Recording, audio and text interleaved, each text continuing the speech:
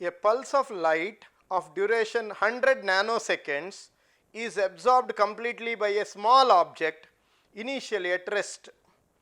Power of the pulse is 30 millivolt and speed of light is 3 into 10 to the power 8 meter per second. The final momentum of the object is. So, whenever power is applied on a pulse of light, then it obviously changes the momentum of the object. Okay, that is what we have to think of. Now, change in momentum is called impulse, which is force into time. Now, however, force is not given. What is given is power. So we know power is force into velocity. Since it is light, it is speed of light, which is 3 into 10 to the power 8 meter per second. So force can be rewritten as P by C.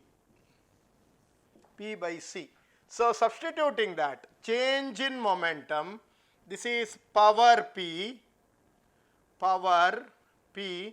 by C into time. Power is 30 millivolt.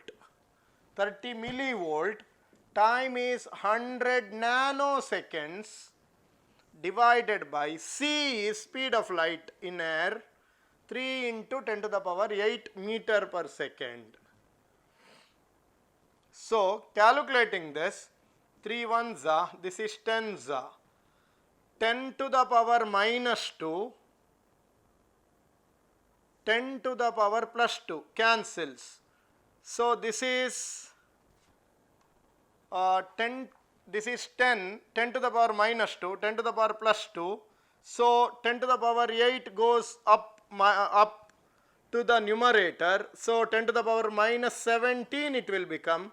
The value is 1 kg meter per second. So 1 into 10 to the power minus 17 kg meter per second, which is option B.